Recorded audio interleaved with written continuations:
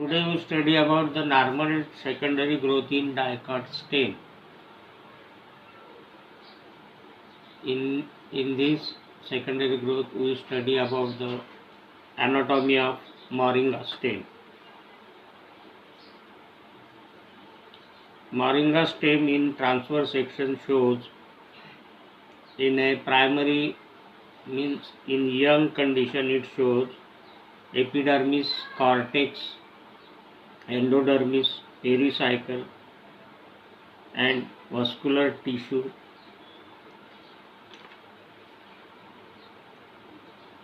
Epidermis, it is made up of a single row of thin walled cells and the epidermis is covered by a cuticle, thick cuticle.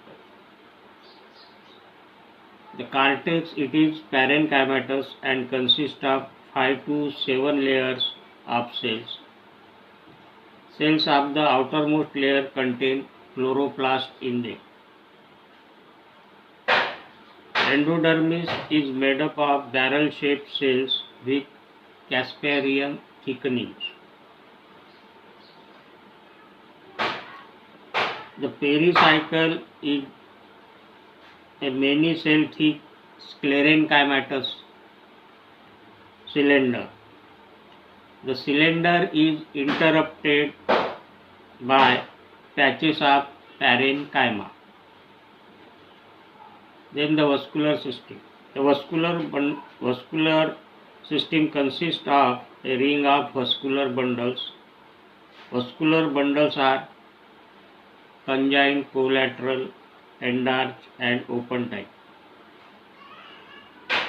The center of the stem is occupied by a canal.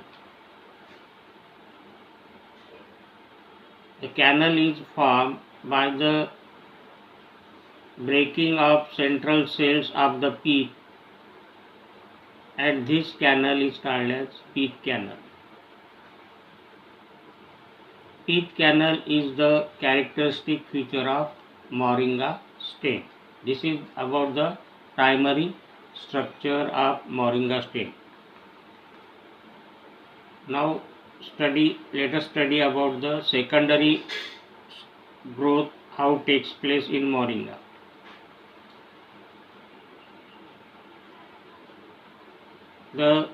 During the secondary growth in moringa,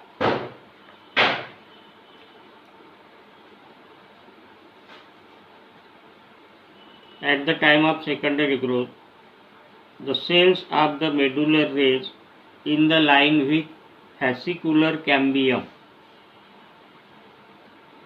means in vascular bundle fascicular cambium is present, and in between the two vascular bundles there is parenchyma cells, means in the line with fascicular cambium, that is cambium of the vascular bundle, the parenchymatous cells becomes meristematic and form a new strip of secondary meristem called as interfascicular cambium. These strips join the strips of fascicular cambium on both the sides and form a complete ring known as cambium ring.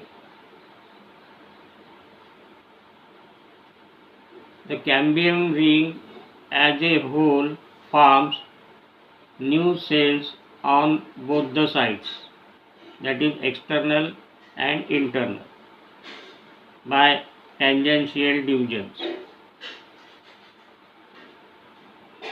The activity is more on the inner side and these cells are gradually modified into secondary xylem cells.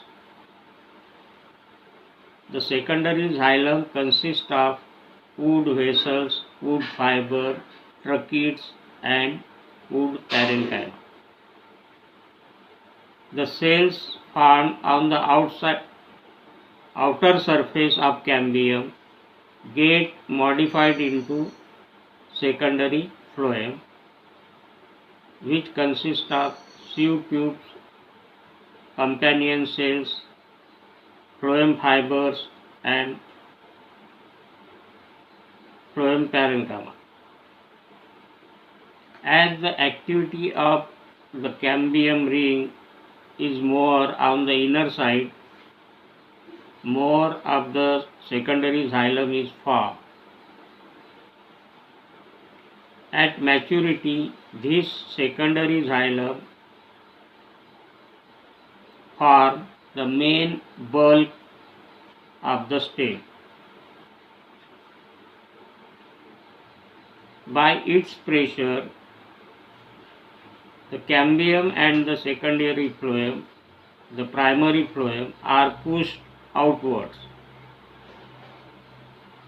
As a result, the primary phloem is usually crushed. The primary xylem, however, does not lose its identity.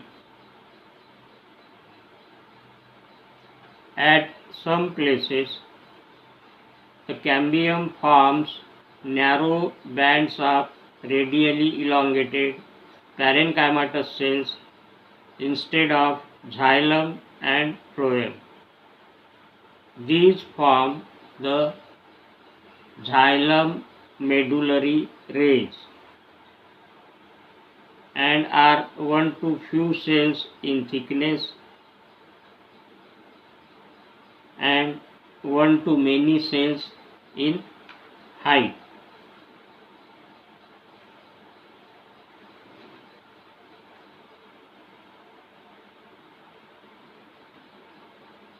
Then in deeper layers of cortex,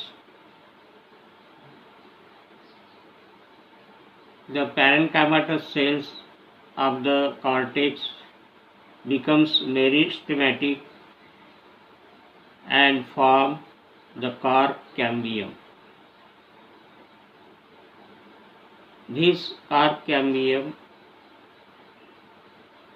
becomes active and forms cork towards the outside and secondary cortex towards the center of the stem.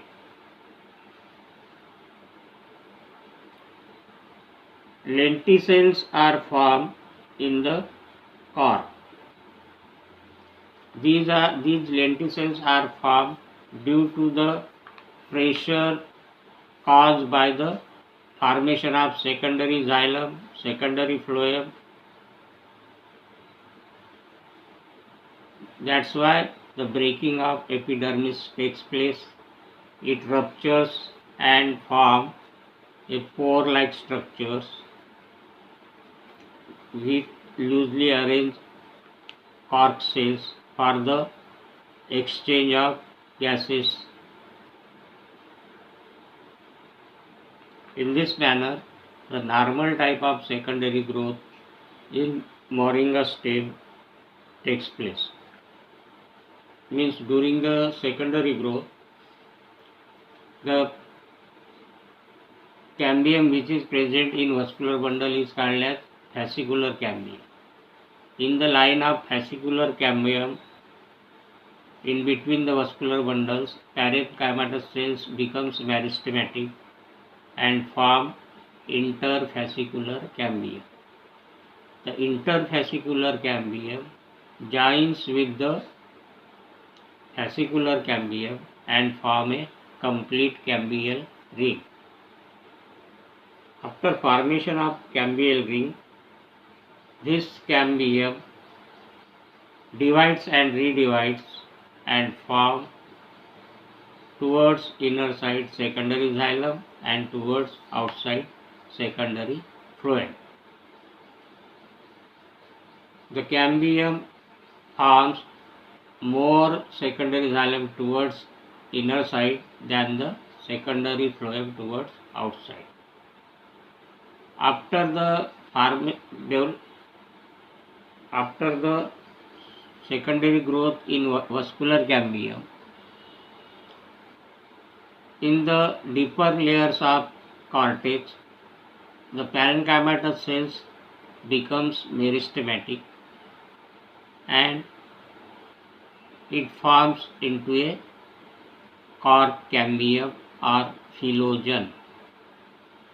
This cork cambium or phyllogen divides and redivides and it forms towards inner side secondary cortex and towards secondary cortex are phylloderm and towards outside it forms into a cork or phylem.